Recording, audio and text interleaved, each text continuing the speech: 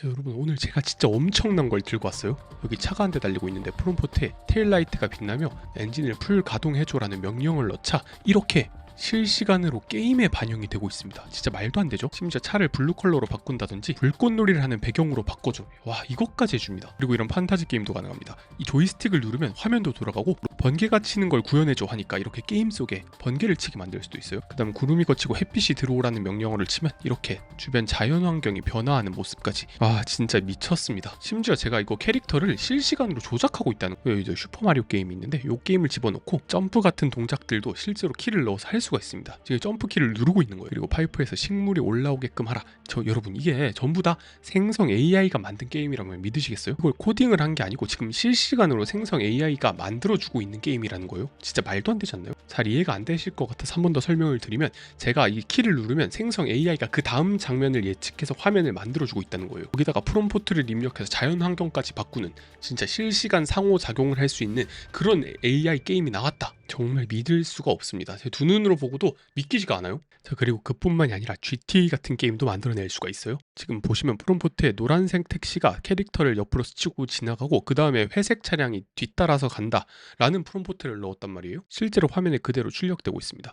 그리고 이 게임이 보시면 이제 WASD로 캐릭터를 조작하고 심지어는 달리는 동작이나 점프까지도 입력 키로 받을 수가 있어요. 그리고 이제 방향키 화살표는 시점을 바꾸는데 사용하곤 합니다. 그리고 또 놀란 게 이제 에임을 맞출 수도 있어요. V키를 누르고 F키를 누르면 이렇게 총을 발사할 수 있다고 하는데, 제가 했을 때는 이 공격키가 잘 안 먹더라고요. 막 주먹질 하려고 하던데 얘는 이제 총을 쏘는 그런 방식으로 바뀌었네요. 그리고 심지어 밑에 미니맵이 돌아가는 장면도 리얼합니다. 진짜 게임의 인터페이스를 그대로 흉내내고 있어요. 좀 소름이 돋는 정도인데요. 그리고 제가 더 놀랐던 점은 차가 나오게 한다면 이렇게 점프를 하는데 이게 도대체 어떻게 하는 거지 싶죠? 제가 이거 한 달 전에 영상으로 소개시켜드렸던 오디세이라는 녀석도 비슷한 원리입니다. 얘도 실시간으로 동영상을 만들어주는 AI인데 게임이랑 거의 흡사해요. WASD 키를 누르면 자기가 앞으로 가고 점이 돌아가면서 실시간으로 새로운 영상을 계속 만들어내는 거거든요. 보시다시피 아직까지 퀄리티가 엄청나게 좋진 않은데, 시작과 끝이 정해져 있는 영상을 보는 게 아닌 사용자가 상호작용하면서 이야기를 만들어가는 인터랙티브 비디오라는 아예 새로운 장르가 개척되지 않을까라는 생각을 좀 해봅니다.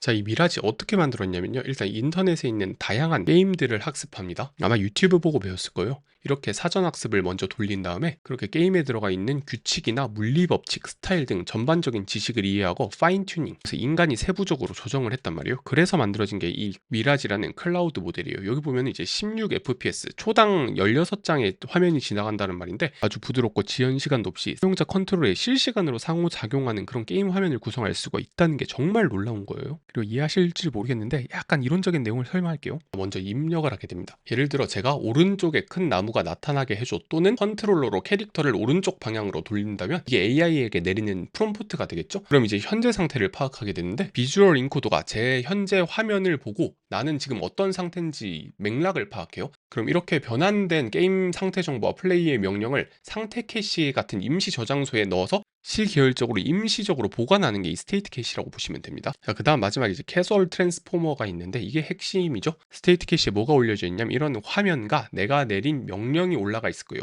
이 상황 다음에는 어떤 장면이 펼쳐져야 가장 자연스러울까를 예측해서 디코더, 디퓨전 모델을 이용해서 화면으로 만들어주는 거예요. 이게 다음 단어를 예측하는 GPT의 원리랑 똑같죠. 예를 들어 오른쪽에 큰 나무라는 명령을 받았다면 다음에 내가 오른쪽으로 화면을 돌리면 뭐가 나와야겠습니까? 오른쪽에 큰 나무가 나와야겠죠?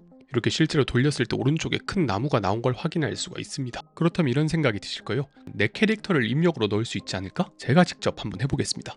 이거는 메시 AI라고 사진을 넣으면은 3D 모델로 만들어줍니다. 그리고 저는 일론 머스크 사진을 갖다가 집어넣고 조금 기다리니까 이렇게 모델링들을 만들어줬습니다. 자, 여기서 저는 이제 네 번째 게 그나마 자연스럽더라고요. 얘를 이제 텍스처까지 입혀줄게요. 자, 조금 기다리시면 이런 식으로 3D 모델을 만들 수가 있어요. 제가 이놈을 이제 게임 속에 집어넣어 볼게요. 고정 댓글에 있는 링크 클릭하셔서 들어오시면 이렇게 업로드 버튼이 있어요. 여기서 아까 제가 만든 파일을 한번 넣어보겠습니다. 넣어보니까 이게 일론 머스크 얼굴이 조금 많이 달라졌죠. 망가져버렸어요. 바꿔버렸어요. 근데 이거 웃긴 게 화면을 돌리면 이렇게 팔이 내려가거든요. 그러니까 예전의 정보를 그대로 가져오지 못하고 있는 거예요. 그리고 사전학습 때 차량 발표 행사장 같은 건 아마 사전학습을 안 했을 거예요. 그래서 전반적인 맥락, 컨텍스트가 날아가 버린 모습이에요. 얼굴도 많이 구겨졌죠. 다시 좀 차량을 불러오고 싶어서 테슬라 차량이 엄청나게 돌진한다 라는 프롬프트를 추가적으로 입력을 해줬어요. 그랬더니 테슬라 차량도 아닌 것이 뭔가 오긴 왔는데 야 이게 약간 좀 아쉽죠. 그리고 이번에는 1인칭 액션 슈팅 게임을 넣어봤는데 확실히 1인칭은 안 돼요. 지금 이게 1인칭이었는데 시작하자마자 바로 3인칭으로 바뀌어버리거든요. 그러니까 학습 대상이 아마 1인칭이 없었나 봅니다. 그냥 이런 식으로 바꿔버려요. 그래서 제가 앞으로 쭉 달리고 걷고 이렇게 하다고 비도 내리게 해봤습니다. 그리고 이제 비를 내리다 보니까 뭔가 좀 이상한 거 있죠. 이게 처음에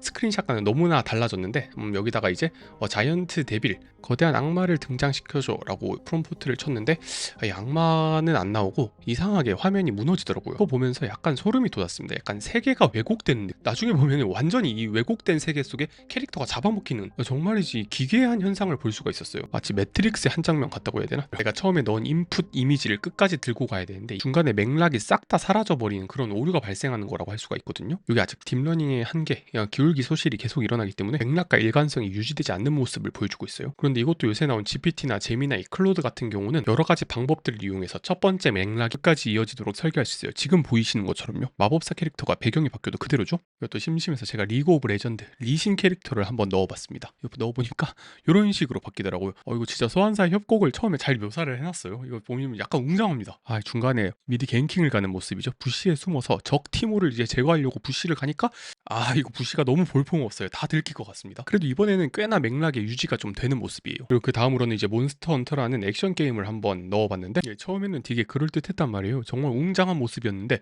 일단은 화면을 몇 번 돌리고 나니까 이 앞에 있는 몬스터가 엄청나게 쪼그라들어 있습니다. 야 너 어디 갔니? 이렇게 계속 제가 이걸 돌려봤거든요. 이 몬스터랑 캐릭터가 점점 쪼그라들더니 나중에는 얘가 합쳐집니다. 이 시점을 받고 나니까 제가 몬스터가 되어버렸어요. 야 이게 뭐야? 야 아직까지 이거 학습이 덜 된 것 같아요.